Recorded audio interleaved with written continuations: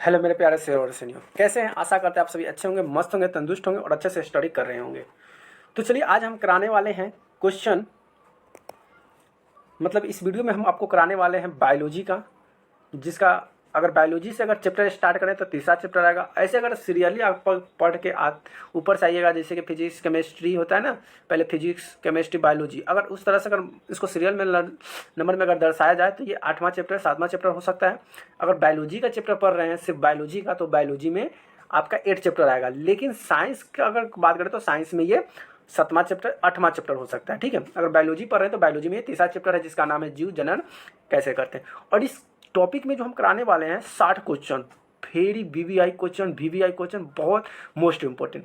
Chapter का नाम है जीव जनन कैसे करते हैं। ठीक, जीव जनन की अगर बात करते हैं, जीव जंतु पेड़ पौधे ये सब जनन कैसे करता है, ये एक पौधे से दो पौधे कैसे बनते हैं, क्या अकेले हो जाता है या इसमें दो दो व्यक्ति की सहायता पड़ती है, जैसे कि प्रजनन करना पेड़ पौधा जीव जंतु। तो कुछ पौधे दो से मिलकर प्रजनन करते हैं, कुछ सिंगल ही प्रजनन करते हैं। उसके बारे में अगर आपको नहीं पता है तो आप मेरा प्रजनन वाला वीडियो जो अभी डाल रखा हूँ नोट्स टाइप कर और जाकर देख लेते हैं, उसमें पूरा डिटेल से दिया हुआ है। ठीक है, तो चलिए इस वीडियो में हम कराने वाले ऑब्जेक्टिव क्वेश्चन जो कि बहुत मजेदार और शानदार है। अभी तक चैनल को सब्सक्राइब नहीं किया तो प्लीज़ चैनल को सब्सक्राइब कर लीजिए, वीडियो को लाइक कमेंट शेयर जरूर कर दीजिएगा। तो चलिए यहाँ से वीडियो को स्टार्ट करते हैं। सबसे पहले आ गया पहला क्वेश्चन क्या करा है कि पंखुड़ियों का रंग कैसा होता है। तो पंखुड़ी का रंग जो होता है अधिकतर सफ़ेद होता है, तो डी द राइट आंसर हो जाएगा। चलिए क्वेश्चन नंबर दूसरा क्या करा है। क्वेश्चन नंबर दूसरा है कि फूल का कौन सा भाग फल में बदल जाता है। फूल का कौन सा भाग होता है जो फल में बदल जाता है, तो अगर बदलता है तो वह है स्त्री केसर, यानी कि बी द राइट आंसर हो जाएगा। चलिए क्वेश्चन नंबर तीसरा क्या करा है कि निम्नलिखित में से कौन सा पुनरुद्वन का उदाहरण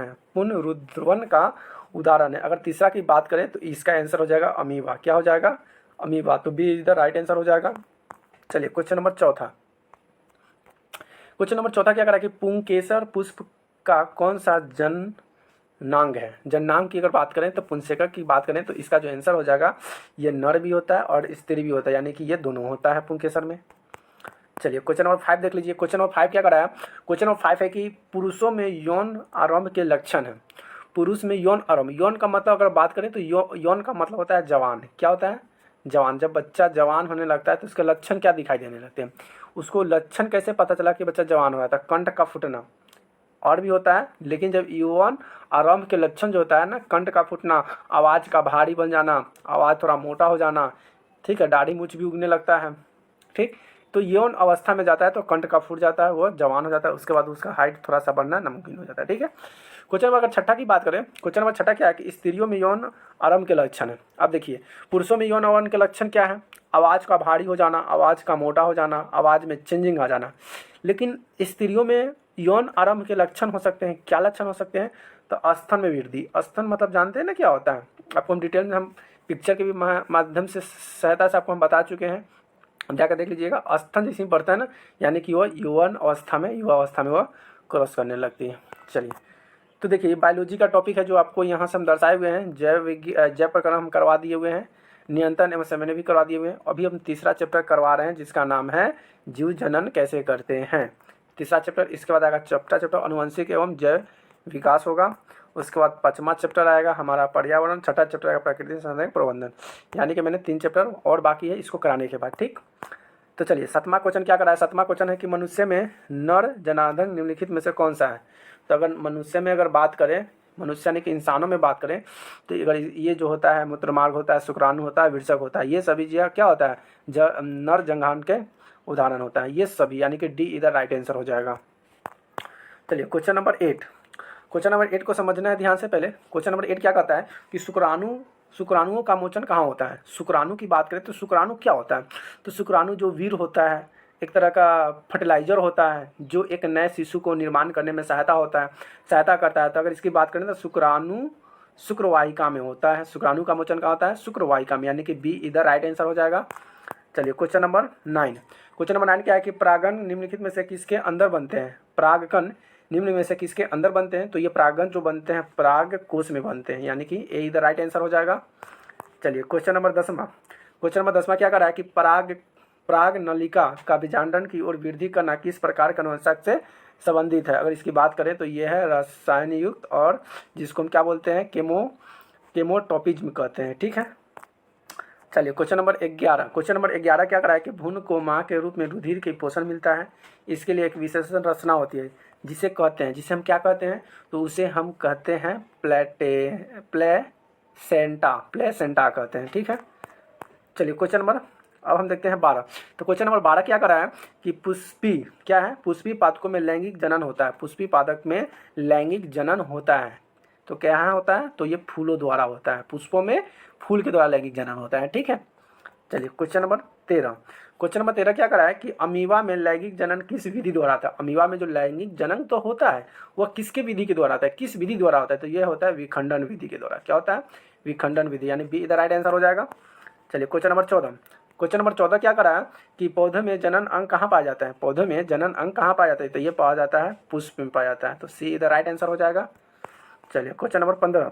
क्वेश्चन नंबर 15 क्या करेगा, निम्नलिखित में किस में द्विखंडन नहीं होता है। निम्नलिखित में किस में द्विखंडन नहीं होता है। अगर ये बात करें तो ईस्ट में द्विखंडन नहीं होता है, तो बी इधर राइट आंसर हो जाएगा। चलिए क्वेश्चन नंबर 16। क्वेश्चन नंबर 16 क्या करा है कि मानव मादा का जनन तंत्र का भाग नहीं है। मानव मादा के जनन तंत्र का भाग नहीं है, तो यह है शुक्रवाहिका, जो कि मानव जनन का तंत्र भाग नहीं है। अगर हम बात करें 17, तो 17 क्या करा है कि निम्न में से किस जीव को बहु विखंडन होता है। किस जीव में बहु विखंडन होता है, तो अगर इसकी हम बात करें तो ये होता है मलेरिया परजीवी द्वारा विखंडन होता है। चलिए क्वेश्चन नंबर 18। क्वेश्चन नंबर 18 क्या करा है कि बायोग्राफिलम कौन से भाग में कार्यवित प्रवर्धन होता है। तो अगर इसकी 18 की अगर हम बात करें तो ये होता है पत्तियों के द्वारा होता है। ठीक है, तो यही द राइट आंसर हो जाएगा। चलिए क्वेश्चन नंबर 19 देख लीजिए। क्वेश्चन नंबर 19 क्या करा है कि नर युग्म एवं मादा युग्म के संलग्न को कहते हैं।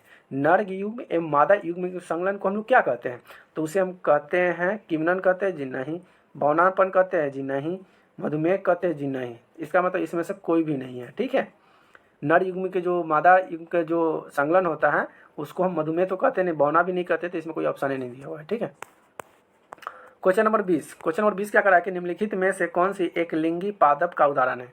कौन सा है जो एक लिंगी पादप का उदाहरण है, अगर बात करें तो ये पपीता जो है एक लिंगी पादप है, क्योंकि पौधे बीज से ही हो जाता है, इससे दूसरे बीज की जरूरत नहीं होती, यानी एक लिंगी पादप है, तो पपीता इधर राइट आंसर हो जाएगा। Question number 21। क्वेश्चन नंबर 21 क्या करा है, क्वेश्चन नंबर 21 है कि मुकुलन द्वारा प्रजनन किस में होता है। मुकुलन द्वारा प्रजनन जो होता है पैरामीशियम से होता है, यानी कि डी द राइट आंसर हो जाएगा। चलिए क्वेश्चन नंबर 22। क्वेश्चन नंबर 22 क्या करा है कि पुष्पों यानी फूलों में नर प्रजनन अंग होते हैं। फूलों में नर प्रजनन अंग क्या होता है, तो ये होता है पुंकेसर होता है, यानी कि ये इधर राइट आंसर हो जाएगा। चलिए क्वेश्चन नंबर 23। क्वेश्चन नंबर 23 क्या करा है कि द्विखंडन होता है। द्विखंडन कहाँ पे होता है, तो द्विखंडन होता है अमीबा में होता है, प्रेगनेंसी में होता है, लिस्मेनिया में भी होता है, यानी कि इसका आंसर हो जाएगा इस सभी हो जाएगा, यानी कि डी द राइट आंसर हो जाएगा। चलिए क्वेश्चन नंबर 24। क्वेश्चन नंबर 24 क्या करा है कि मानव मादा में अंडाणु निषेचन होता है। मानव मादा में अंडाणु निषेचन होता है। कहाँ पे निषेचन भाई होता है, तो ये होता है फैलोपियन नलिकाओं में। क्या होता है, फैलोपियन नलिकाओं में होता है। ठीक है, क्वेश्चन नंबर 25। क्वेश्चन नंबर 25 क्या है कि तने द्वारा कायिक प्रवर्धन होता है। तने द्वारा कायिक प्रवर्धन होता है, कहाँ पे होता है, तो इसकी बात करें तो पोदिनी में होता है। कहाँ होता है, पोदिनी में होता है। ठीक है, अगला बढ़ते हैं क्वेश्चन नंबर 26। क्वेश्चन नंबर 26 है खंडन द्वारा जनन होता है। खंडन द्वारा जनन होता है, क्या होता है, तो ये होता है सितारा मछली में होता है। खंडन द्वारा जो जनन होता है ये सितारे मछली में होते हैं। ठीक है, क्वेश्चन नंबर 27 देख लीजिए। क्वेश्चन नंबर 27 क्या है कि निम्नलिखित में कौन सा मानव में मादा जनन तंत्र का भाग नहीं है। इसमें से कौन सा जो दिया हुआ है, देखिए नर और मादा, तो मादा किसे कहते हैं और नर किसे कहते हैं। नर मतलब होता है पुरुष और मादा का मतलब होता है, नर मतलब होता है पुरुष और मादा मतलब होता है स्त्री होता है। तो कह इसमें कौन सा मादा जनन तंत्र का भाग नहीं है, क्या है, तो अगर हम बात करें तो देखिए अंडाशय, गर्भाशय ये सभी मादा में होता है, लेकिन शुक्रवाहिका जो होता है, शुक्राणु जो बनता है ये पुरुषों में शुक्राणु बनता है, तो सीधा राइट आंसर हो जाएगा। क्वेश्चन नंबर हम देखते हैं 28। क्वेश्चन नंबर 28 क्या करा है कि कार्यकृत प्रवर्धन संभव है, किससे संभव है, जड़ से है कि तना से कि पत्ती से, सभी से। बताइए क्या होगा, तो कार्य प्रवर्धन जो संभव है ये सभी से है, यानी कि डी इधर राइट आंसर हो जाएगा। चलिए क्वेश्चन नंबर 29। क्वेश्चन नंबर 29 क्या करा है कि तने पर उपस्थित तलिकाएं पाई जाती है। कहाँ पाई जाती है, तो ये पाई जाती है आलू में पाई जाती है, तो बी द राइट आंसर हो जाएगा। Question number 30। क्वेश्चन नंबर 30 परागन कोश में होता है। परागन कोश में क्या होता है, तो परागन कोश में परागकण होता है। क्या होता है, परागकण होता है। चलिए क्वेश्चन नंबर 31। क्वेश्चन नंबर 31 क्या करा है कि गतिशील जनन कोशिकाओं को नर युग्म तथा जिन जनन के कोशिकाओं में भोजन का भंडार संचित होता है उसे क्या कहते हैं? तो जहाँ पे भोजन का भंडार संचित होता है उसे हम कहते हैं उभयलिंगिक कहते हैं। तो बी द राइट आंसर हो जाएगा। Question number 32। क्वेश्चन नंबर 32 क्या करा है कि इसे मुकुलन द्वारा अलैंगिक जनन होता है। तो मुकुलन द्वारा जो अलैंगिक जनन जो होता है, अगर उसकी हम बात करें तो ये हाइड्रा में होता है। कहाँ पे होता है?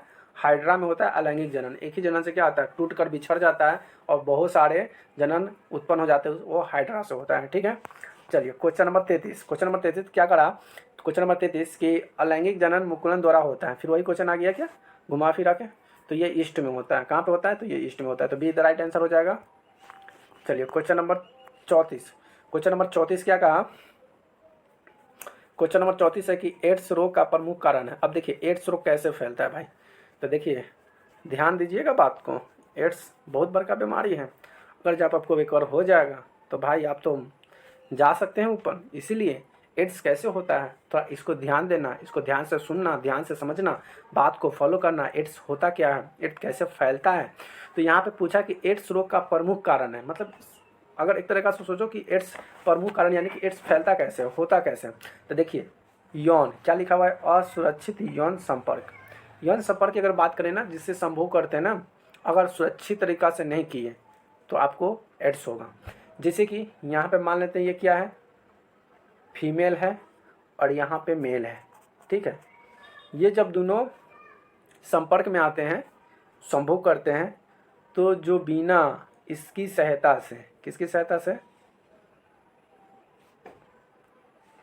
इसकी सहायता से, अगर बिना इसके यूज किए तो इसका इफेक्शन इसमें पड़ता है। क्या होता है? मतलब फीमेल का और मेल का, इसका इफेक्शन इसमें पड़ता है और इसका इफेक्शन इसमें पड़ता है। अगर ये इंसान फीमेल अगर बहुत सारे कॉन्टेक्ट के साथ है और इसके साथ कोई मेल आकर इसे करता है, तो इसका इफेक्शन जो होता है दोनों के रिएक्ट करके उसमें जो मतलब कीटाणु जो होता है उसके अंदर वो घुस जाता है और बीमारी फैल जाता है। तो उसका सीधी बात बोला कि इसको रोग का प्रमुख कारण है असुरक्षित यौन संपर्क। इसलिए किसी और से योग संबंध कराने से पहले इसका इस्तेमाल जरूर करें, किसी का इस्तेमाल तो नहीं करें, और ये सबसे बच के रहे, बहुत गलत चीज़ होता है।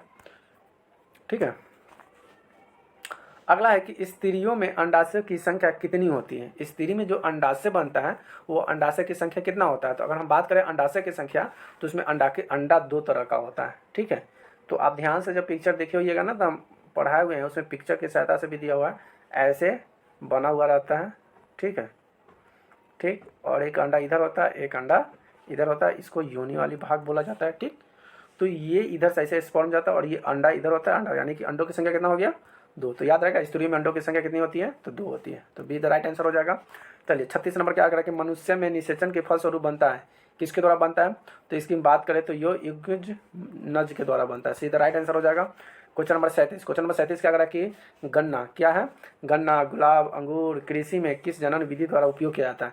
गन्ना जो हो गया, गुलाब हो गया, अंगूर की जो ये कृषि जो होता है किस जनन विधि से इसको करता है? तो यह होता है कैंत्रिक विधि। तो ये विधि होता है कैंत्रिक विधि। क्या होता है कि गन्ना होता है, तो गन्ना का पेड़ नहीं होता, गन्ना को डार को ही काटकर उसको मिट्टी में रोप दिया जाता है, फिर वो गन्ना निकल जाता है। फिर गुलाब को डार को काट दिया जाता है, उसे अंगूर के भी डार को काट के लगाया जाता है। ठीक है, तो बी द राइट आंसर हो जाएगा। क्वेश्चन नंबर 34 देखिए, 38 देखिए क्या कहता है। क्वेश्चन नंबर 38 का कहना है कि मादा जनन का दोनों अंडावाहिकाएं संयुक्त होकर एक लचीली शैलेथुनमा रचना का निर्माण करता है, जिससे कहते हैं, क्या कहते हैं? तो जिसे हम कहते हैं गर्भाशय कहते हैं। क्या कहते हैं? गर्भाशय कहते हैं। चलिए क्वेश्चन नंबर 39 माँ के रुधिर में पोषण मिलता है। माँ के रुधिर से पोषण मिलता है कहाँ? तो भ्रूण से। भ्रूण मतलब जो होता है ना, अंडा से जो बना हुआ होता है ना, उससे ही क्या मिलता है? उनको पोषण मिलता है। जो स्त्रियाँ जो होती है खाना खाती तो वही धीरे धीरे ये अंडा पे ये जाता है, अंडा पे बच्चा जो होता है उसको ये पोषण आहार मिलता है। ठीक है, क्वेश्चन नंबर 40 क्या कहता है? क्वेश्चन नंबर 40 कि विरसकों में बने शुक्राणु कहाँ संचित होता है? मतलब विरसक जो होता है ना, जिसको अंडाशय कहते हैं, वह जो होता है उसमें शुक्राणु जो बनता है संचित होता है। तो ये संचित होता है अधिविकसक में होता है। ठीक है, तो बी इधर राइट आंसर हो जाएगा। क्वेश्चन नंबर 41 क्या करा है कि वैसे परिवर्तन जो जीव के नियंत्रण से बाहर होते हैं वो कहलाते हैं, तो वो कहलाते हैं निकेत कहलाते हैं। क्या कहलाते हैं? निकेत कहलाते हैं। चलिए क्वेश्चन नंबर 42। क्वेश्चन नंबर 42 है कि एक लिंगी पुष्प का उदाहरण है। एक लिंगी पुष्प का उदाहरण क्या है? तो ये पपीता है, एक लिंगी है, तो ये इधर राइट आंसर हो जाएगा। Question number 43। क्वेश्चन नंबर 43 क्या कहा कि मानव जनन अंग किस वायु में परिपक्व एवं क्रियाशील होता है? मानव जो जनन अंग जो होता है किस वायु में परिपक्व में क्रियाशील काम करता है? ठीक है, तो अगर इसके हम 43 की बात करें तो ये जो होता है ना 2400, यानी कि 24 आंसर हो जाएगा, सीधा राइट आंसर। क्वेश्चन नंबर क्या है? 44। क्वेश्चन नंबर 44 है कि शुक्राणु का निर्माण करता है। शुक्राणु का निर्माण जो करता है क्या करता है? तो शुक्राणु का जो निर्माण करता है वृक्ष करता है अंडा से, यानी कि आगे बढ़ते हैं। 45 क्या कि लिंग गुणसूत्र का पूर्ण जोड़ा पाया जाता है। लिंग गुणसूत्र का पूर्ण जोड़ा पाया जाता है तो किस में पाया जाता है? स्त्रियों में पाया जाता है, क्योंकि स्त्रियों में ही एक्स होता है। किस में? तो भाई फीमेल में होता है। और मेल की बात करें तो मेल में एक्स और वाई दोनों होता है। और किसी के घर में, किसी के यहाँ अगर बेटी पैदा हो रहा है, बेटा पैदा हो रहा है, तो सबसे महत्वपूर्ण जो है किसका योगदान है? तो ये पुरुषों का होता है। ठीक है, तो 45 का क्या हो जाएगा? 45 का बी द राइट आंसर हो जाएगा। चलिए क्वेश्चन नंबर अब 46 देखते हैं। चलिए क्वेश्चन नंबर 46 देखिए क्या कहता है। क्वेश्चन नंबर 46 है कि हाइड्रा में क्या है कि हाइड्रा में प्रजनन की विधि निम्नलिखित में से कौन है? तो हाइड्रा में जो प्रजनन की अगर विधि की अगर हम बात करें तो इसकी जो विधि होती है ये होते हैं मुकुलन में होता है, तो सीधा राइट आंसर हो जाएगा। चलिए क्वेश्चन नंबर चलते हैं 47। क्वेश्चन नंबर 47 क्या कहा? क्वेश्चन नंबर 47 पुष्प का कौन सा भाग परागकण बनाता है? तो अगर हम 47 की बात करें तो 47 का आंसर हो जाएगा पुंकेसर, यानी कि सीधा राइट आंसर हो जाएगा। Question number 48। क्वेश्चन नंबर 48 क्या कहा कि मानव मादा में गर्भकाल का समय होता है। तो मानव जो मादा जो होती है उसमें गर्भकाल का समय कितने वर्ष का होती है? तो कोई वर्ष नहीं होता, माह में होता है, तो उसकी अगर बात करें तो 9 महीना वो गर्भ रहता है। ठीक है, अगला हम बात करते हैं 49 क्या कहा कि ऋतु तनाव का रोजो धर्म का समय होता है। तो ऋतु तनाव का जो रोजो धर्म का अगर समय की बात करें तो 2 से 8 दिन का होता है। चलिए क्वेश्चन नंबर 50 देख लेते हैं। क्वेश्चन नंबर 50 क्या कि निषेध क्रिया के पश्चात निम्न से बनता है? ये क्या बनता है? तो ये बनता है भ्रूण बनता है। क्या बनता है? भ्रूण बनता है। चलिए क्वेश्चन नंबर 51। क्वेश्चन नंबर 51 क्या कहता है कि वह प्रक्रिया जिसके द्वारा जीव अपने जैसी संतान को उत्पन्न करते हैं वो क्या कहलाते हैं? तो जीव जो है अपने जैसे संतान को उत्पन्न कराते हैं वो क्या कहलाते हैं? जनन कहलाते हैं। क्या कहलाते हैं? जनन कहलाते हैं। चलिए क्वेश्चन नंबर 52 देखिए क्या कहता है। क्वेश्चन नंबर 52 है कि जनन कितने प्रकार के होते हैं? जनन कितने प्रकार के होते हैं? तो जनन 2 प्रकार के होते हैं। कितने प्रकार के होते हैं? तो जनन 2 प्रकार के होते हैं। अगला है 53 नंबर क्वेश्चन कि इनमें से कौन सा अलैंगिक जनन की विधि है? इनमें से कौन सा अलैंगिक जनन की विधि है? तो खंडन विधि है, मुकुलन विधि है, बीजांडन विधि है, तो इनमें से सभी होगा, तो डी द राइट आंसर हो जाएगा। Question number 54। क्वेश्चन नंबर 54 क्या करा है? क्वेश्चन नंबर 54 है कि किस प्रकार के जनन जनक के शरीर के कलिका निकलती है? तो अगर कलिका की बात करें तो ये है मुकुलन से निकलती है, यानी कि ए द राइट आंसर हो जाएगा। Question number 55। क्वेश्चन नंबर 55 क्या है कि पराग कोश में क्या पाए जाते हैं? तो पराग कोश में क्या पाया जाता है? तो अगर पराग कोश की बात करें तो इसमें परागकण पाया जाता है, यानी कि सी द राइट आंसर हो जाएगा। Question number 56। क्वेश्चन नंबर 56 क्या करा है कि स्त्री केसर के आधारित भाग को कहते हैं? स्त्री केसर के आधारित भाग को क्या कहते हैं? तो इसको कहते हैं अंडाशय कहते हैं। क्या कहते हैं? अंडाशय, यानी कि बी द राइट आंसर हो जाएगा। Question number 57। क्वेश्चन नंबर 57 करा है कि पुंकेसर के अग्र भाग को कहते हैं? तो पुंकेसर के अगले वाले भाग को कहा जाता है परागकोश कहा जाता है। क्या कहा जाता है? परागकोश, यानी कि बी द राइट आंसर हो जाएगा। 58 क्या कहता है कि स्त्रियों में मासिक चक्र में एक परिकंत अंडाणु किस प्रकार से अंडा से बाहर निकलता है? तो 58 की अगर बात करें तो ये निकलता है 14वें दिन में यह अंडाशय क्या होता है? ये बाहर निकल जाता है। ठीक है, कहाँ पे? स्त्रियों में मानसिक चक्र से।